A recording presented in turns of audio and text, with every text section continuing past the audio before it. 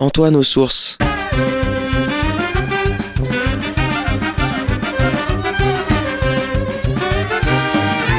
Une émission présentée par Jean-Marie Alafort.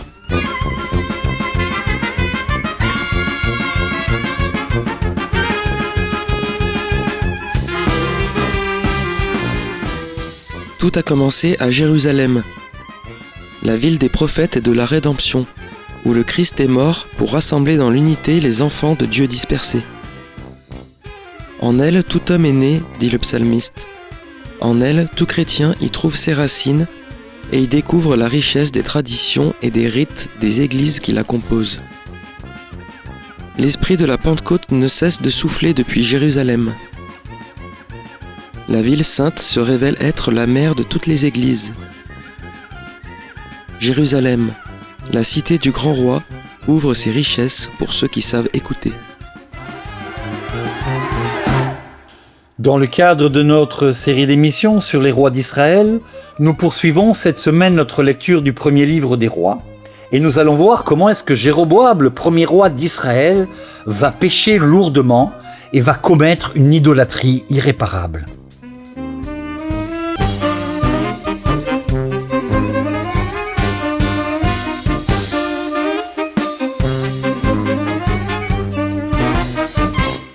Alors nous poursuivons notre lecture du premier livre des rois et nous avons commencé donc à voir la semaine dernière ce qu'on appelle donc dans le langage biblique, dans le langage donc exégétique, le schisme entre le royaume de Juda et le royaume d'Israël.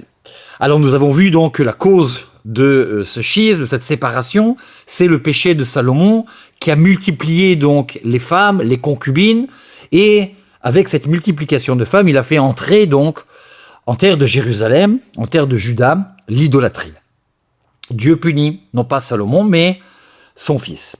Roboam va donc devenir roi de Jérusalem. Nous ne reprenons pas tout le texte, nous l'avons longuement évoqué la semaine dernière, mais nous savons qu'il y a quelqu'un de la tribu de Benjamin qui avait été désigné par le prophète Iria comme celui qui deviendrait donc le roi d'Israël, du nord du pays. Mais il avait fui Salomon, parce que Salomon avait cherché à le faire mourir, il avait fui en Égypte. Quand il apprend la mort de Salomon, Jéroboam revient donc en Israël. Et nous lisons ce texte donc de ce retour de ce personnage qui finalement a été désigné par Dieu lui-même. Et nous allons voir comment est-ce que le texte nous présente donc cette séparation finalement de facto entre les deux royaumes du peuple d'Israël. Dès que tout Israël apprit que Jéroboam était revenu, on l'envoya l'appeler au rassemblement et on le fit roi sur tout Israël. Ce qui ne veut rien dire du tout. J'ai regardé les commentaires, y compris les commentaires de la tradition juive. Comment est-ce qu'on fait roi ? Qu'est-ce que c'est que l'onction ? Il n'y a pas d'onction. Contrairement à Samuel, il n'y a pas d'onction. Qu'est-ce que ça veut dire ? Il est fait roi d'Israël. Le peuple, nous avons peut-être pour la première fois dans la Bible, et peut-être même pour la première fois dans l'histoire même de l'humanité, une sorte de royaume démocratique. C'est-à-dire le peuple, ce qui est assez absurde, n'est-ce pas, décide de se nommer un roi. Alors nous avons déjà vu, n'est-ce pas, bien sûr, que le peuple avait demandé à Samuel, souvenons-nous, nous voulons être comme tous les autres peuples, nous voulons un roi. Mais Samuel, sur l'ordre de Dieu, avait donné l'onction à Saül. Et puis après à David. Là, nous avons une décision, si vous voulez, c'est une sorte d'élection démocratique, n'est-ce pas ? Le peuple, c'est vraiment le démocratie au sens grec du terme, le peuple donc décide, sans aucune raison apparente, on ne sait pas très bien qui est ce personnage, quelle est sa légitimité, ce qui caractérise finalement le royaume, c'est qu'il y a une descendance, il y a une famille royale, il y a le sang royal. Et là, donc, on a tout à fait quelque chose d'intéressant, j'ai presque envie de dire d'inédit dans l'histoire, que le peuple, donc, fait roi, donc on le fit roi sur tout Israël. C'est assez étonnant. Il n'y a eu pour suivre la maison de David que la seule tribu de Juda. Donc, une seule tribu va suivre Roboam, qui est donc le roi de Jérusalem, et les 11 tribus qui restent, plus exactement les 10, puisque la tribu qui ne rentre pas en ligne du point de vue politique, c'est la tribu donc de Lévi, qui est une tribu qui n'a pas de terre et qui est consacrée donc au service du temple de Jérusalem, c'est-à-dire eux qui sont consacrés donc, qui sont prêtres et qui sont consacrés donc au service divin. Donc nous avons 10 tribus au nord et une tribu à Jérusalem qui est donc celle de la tribu de Juda, qui est finalement, d'après la Bible, la tribu légitime du point de vue de la royauté. Et là, nous allons voir qu'il y a une tension qui va être permanente entre deux personnages, Juda et Benjamin. Benjamin qui est le dernier, donc c'est la tribu de Benjamin, c'est plus exactement d'Éphraïm et Manassé. Il est d'Éphraïm, et Benjamin c'est le dernier, c'est le petit dernier, c'est le bien-aimé, c'est celui à qui on a envie de donner le royaume. Nous allons revenir sur cette question, évidemment, de cette tension qui va exister en permanence, finalement, en Israël, entre, d'un côté, donc, la tribu de Benjamin, le dernier, le bien-aimé, et puis, donc, le roi légitime, qui est donc de la tribu de Juda. Et le Nouveau Testament tranchera. Jésus ne vient pas de la tribu d'Éphraïm, ne vient pas de la tribu de Benjamin, il vient de la tribu de Juda. C'est-à-dire, ici, il y a une légitimité royale dans la tribu de Juda, qui n'existe pas donc dans la maison d'Éphraïm. Continuons.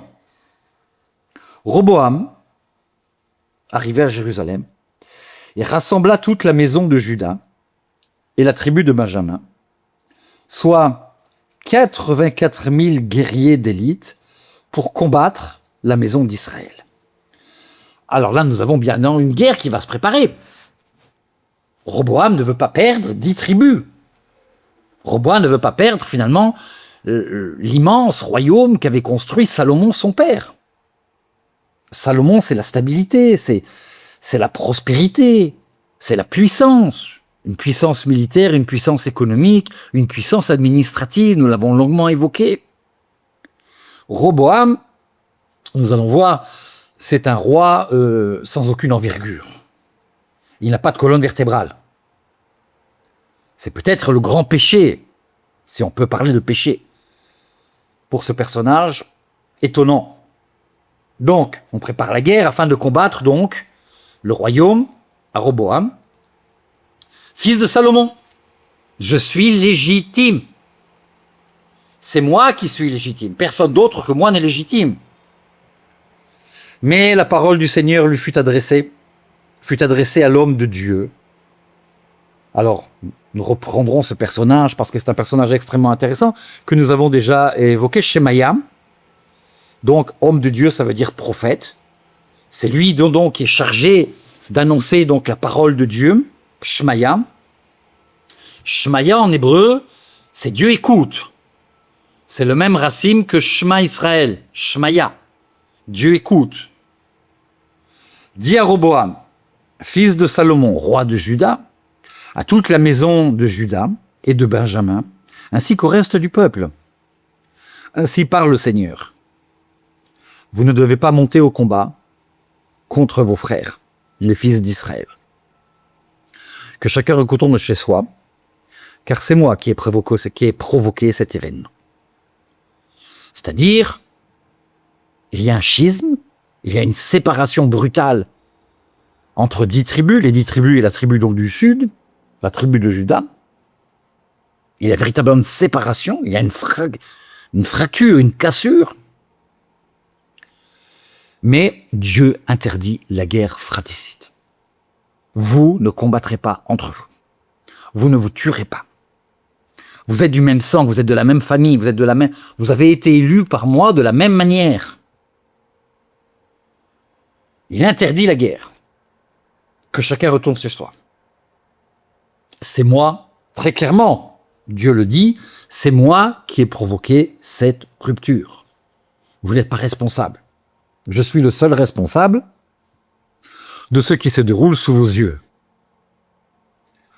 Et nous allons voir ce qui va se passer. Ils écoutèrent la parole du Seigneur et s'en retournèrent pour marcher selon la parole du Seigneur. Là, on peut comprendre le texte de deux façons. C'est qu'effectivement, ils ont obéi donc au prophète Shmeya, cet homme de Dieu, première chose. Deuxièmement, ils sont revenus au chemin du Seigneur, c'est-à-dire ils n'ont pas seulement écouté la parole du prophète, mais ils reviennent à la Torah, ils reviennent donc à l'application des lois divines. Et c'est ainsi que les exégètes juifs, les commentaires juifs, ont compris le texte. Ils font pénitence. Ils font ce qu'on appelle en hébreu tchouva, c'est-à-dire ils reviennent vers Dieu. Ce qu'on appellerait aujourd'hui la conversion, le terme n'est pas très juste. Ils donnent une réponse positive à Dieu. Jéroboam, donc, nous faisons bien, vous m'avez bien suivi, j'espère. Hein. Jéroboam, roi de Jérusalem. Jéroboam, il n'a pas de royaume. Il a un royaume, mais quelle est la capitale? Qu'est-ce qu'il va utiliser comme capitale? La ville choisie par Dieu, c'est la ville qui est à Sion, Jérusalem. David l'a choisie et Salomon l'a renforcée avec la construction du temple de Jérusalem que nous avons longuement évoqué dans les émissions précédentes.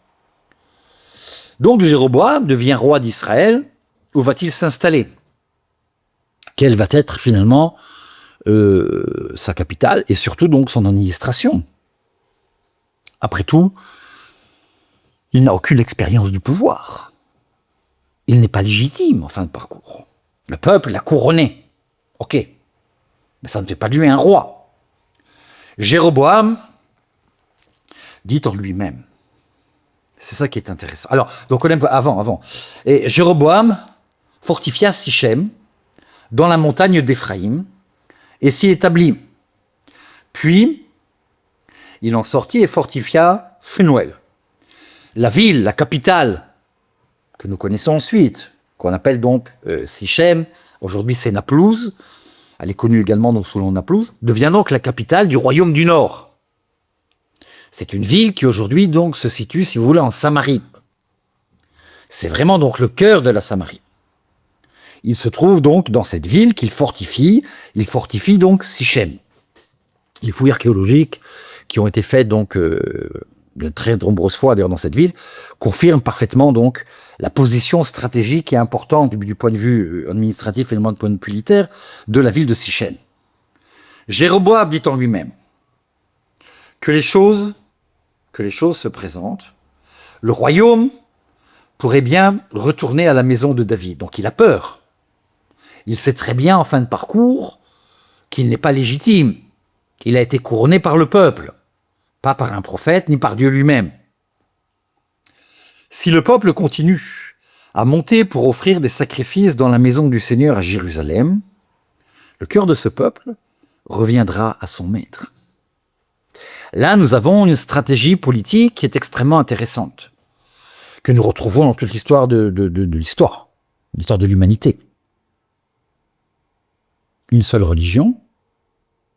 La religion est liée donc à la politique, à l'administration. Si je veux unir le peuple, je dois donc avoir un seul lieu de culte. Il y a ici une collusion très très forte entre la religion et le pouvoir, entre le pouvoir religieux et le pouvoir politique. C'est une tentation permanente de l'homme. Nous l'avons vu dans l'histoire de France. Les protestants ne peuvent pas être protestants parce que le peuple, le royaume de France est catholique. Donc ce qui va conduire à des choses extrêmement sanglantes. Nous avons déjà en germe dans la Bible. La Bible, c'est véritablement le livre qui nous donne la clé d'interprétation de notre propre histoire. C'est extraordinaire. Donc Jéroboam fait un calcul particulièrement cynique. Il se dit, si les fils d'Israël continuent à monter à Jérusalem, ils seront séduits par la ville sainte. Ils seront séduits par la splendeur du temple de Jérusalem, et ils reviendront donc au roi Jéroboam. C'est-à-dire, il veut véritablement consommer donc la rupture. Et la rupture ne peut être consommée que s'il y a une rupture religieuse. Mais ça, c'est pas dans le plan de Dieu. Et c'est là où le bas va blesser. Ce n'est pas du tout ce que Dieu avait prévu. Une séparation politique et administrative, certes, une séparation religieuse, absolument pas. Car il n'y a qu'un seul Dieu, choisi par Dieu pour le service divin, c'est Jérusalem. Israël va la prendre, cette chose-là, j'ai envie de dire, vers son corps défendant. Alors lisons le texte. Donc il dit, ils reviendront à leur maître, et ils reviendront donc à Juda. Le roi Jéroboam eut l'idée de faire 2 veaux d'or et dit au peuple, vous êtes trop souvent montés à Jérusalem. Voici tes dieux Israël, qui t'ont fait monter du pays d'Égypte.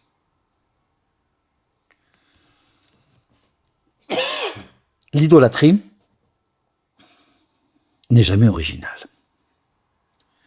Ça fait tellement d'années que je commente ces textes de la Bible, que je lis ces textes de la Bible, et je suis toujours frappé que l'idolâtrie n'a rien d'original.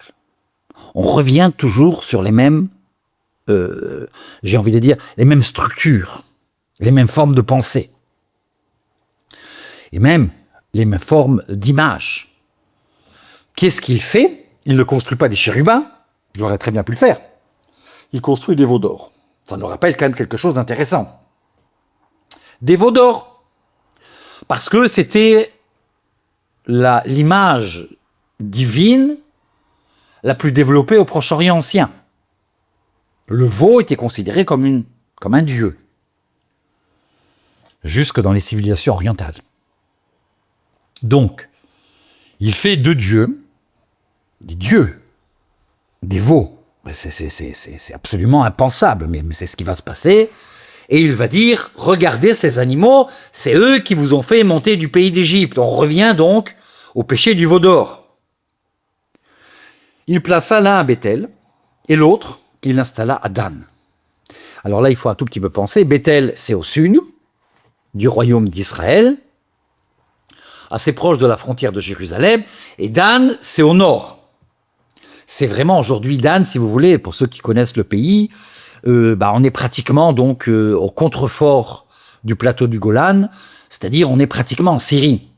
C'est vraiment le nord du pays. Le nord près des montagnes, donc, ce qu'on appelle les contrefronts du Liban, des montagnes libanaises, on est véritablement donc vraiment au nord d'Israël. Dan. Donc, il va d'une certaine façon délimiter son territoire à travers, non pas seulement un lieu de culte, mais 2 lieux de culte. La religion va servir la politique et pas l'inverse. Il se sert de la religion pour des fins politiques, ce qui est évidemment considéré par la Bible comme la suprématie de l'idolâtrie. C'est intéressant, l'un à Béthel, l'installa à Dan. C'est en cela que consista le péché. Le texte est très clair. Le péché, c'est exactement ça. Dieu n'a jamais demandé de créer des temples à l'extérieur de Jérusalem, et encore moins des veaux d'or. Le peuple marcha en procession, c'est intéressant, hein, devant l'un des veaux jusqu'à Dan. Le site de Dan, je ne vais pas en parler trop maintenant parce que nous en avons parlé dans les émissions précédentes, mais c'est un site qui a été fouillé archéologiquement. On a retrouvé tous les éléments d'un temple, y compris donc d'un misbéar, c'est-à-dire d'un autel où il y avait des sacrifices. Et ça correspond parfaitement donc à ce que nous dit la Bible. Nous sommes à peu près dans cette même époque. C'est un très beau site. Ça nous permet d'ailleurs de savoir comment étaient les temples à l'époque. Le temple de Jérusalem, bien sûr, de l'époque Salomon n'existe absolument plus. Il nous reste donc encore des éléments archéologiques pour pouvoir donc nous imaginer comment est-ce que les choses se passaient. Le site de Dan est un site extrêmement intéressant du point de vue religieux et du point de vue donc architectural et archéologique. Donc on imagine que le peuple se rend à pied, ce qui est un chemin quand même particulièrement important, c'est plusieurs jours de marche, jusqu'au nord du pays, donc à Dan. On fait une procession avec l'un des veaux. Jéroboam bâtit des maisons de hauts lieux. Alors des maisons de hauts lieux, ça veut dire des temples, des sanctuaires. Et il fit prêtre des gens pris dans la masse du peuple. le second péché. Les prêtres, c'est une tribu, c'est une dynastie. C'est la tribu de Lévi. Tu prends pas des prêtres qui ne sont pas de la tribu de Lévi. Et là, il prend dans la masse du peuple, sans qu'ils fussent des fils de Lévi. Jéroboam célébra une fête le 8e mois, le 15e jour du mois, comme la fête qui avait lieu en Juda, et il monta à l'autel. Le 8e mois. Mais il n'y a pas de fête le 8e mois. C'est une invention. La fête qui est fait référence ici, c'est la fête de Sukkot. Mais la fête de Sukkot n'a pas lieu le 8e mois, mais le 7e mois. C'est-à-dire, il va décaler également les fêtes juives, les fêtes d'Israël, pour empêcher que les fils d'Israël, il va fixer un calendrier nouveau. Contrairement donc au calendrier biblique. Il monta à l'autel. Donc, il fait monter à l'autel plus exactement donc des sacrifices. Il agit de même à Béthel, sacrifiant au veau qu'il avait fabriqué. Il établit à Béthel les prêtres des hauts lieux qu'il avait institués, donc lui-même.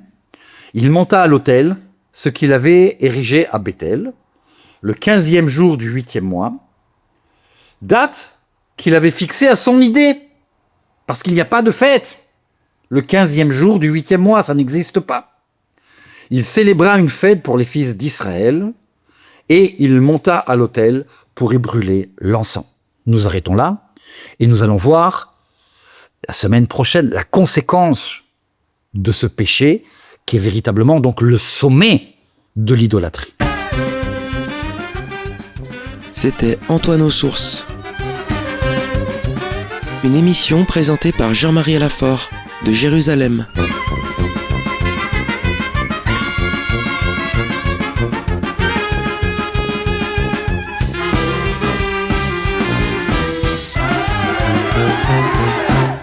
Dans le cadre de notre série d'émissions sur les rois d'Israël, nous avons poursuivi cette semaine notre lecture du premier livre des rois et vu comment est-ce que le premier roi d'Israël, Jéroboam, va commettre un péché d'idolâtrie qui sera inacceptable aux yeux de Dieu.